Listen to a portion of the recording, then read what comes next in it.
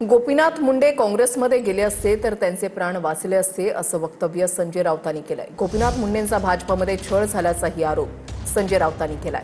गोपीनाथ मुंडे काँग्रेसमध्ये पक्षप्रवेश करणार होते असा दावा पृथ्वीराज चव्हाणांनी केला होता आणि त्यानंतर आता राऊतांनी सुद्धा मोठं वक्तव्य केलं होतं।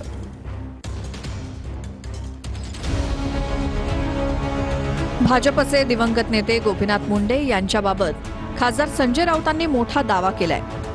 गोपीनाथ मुंडे काँग्रेसमध्ये आले असते तर त्यांचे प्राण वाचले असते असं संजय राऊत म्हणाले।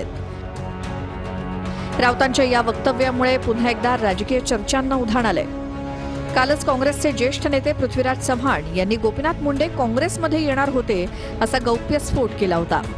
त्यानंतर आज संजय राऊतांनी नवा दावा केल्यामुळे राजकीय वर्तुळात खळबळ माजली आहे। मंत्री छगन भुजबळ यांनी आणि आशिष शेलार यांनी संजय राऊतांच्या या दाव्याची खिल्ली उडवली आहे।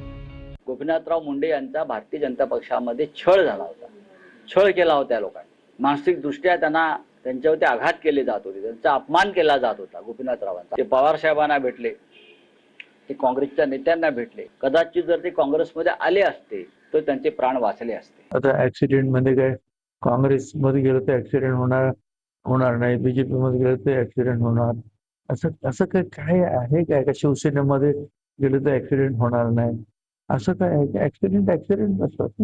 ज्या वेळेला राज ठाकरे हे शिवसेनेपासून उद्धवजीपासून फारकत घेऊन आपली भूमिका मांडत होते त्यावेळेला हेच राऊत राज ठाकरे यांच्या घरी त्या ठिकाणी पंचपक्वान्न झोडत होते।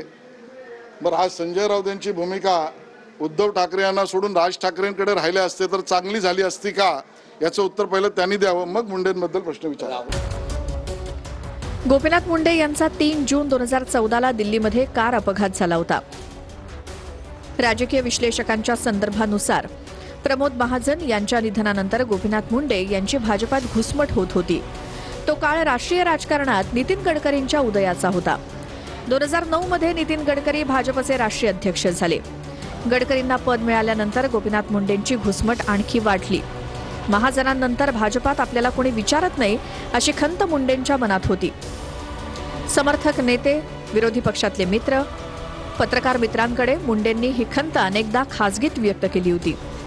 प्रचंड तणावाखाली असलेल्या गोपीनाथ मुंडेंनी तेव्हा बाळासाहेब ठाकरेंचीही भेट घेतली।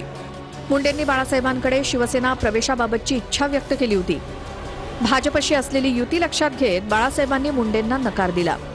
भाजपात राहून संघर्ष करण्याचा सल्ला बाळासाहेबांनी मुंडेंना दिला होता।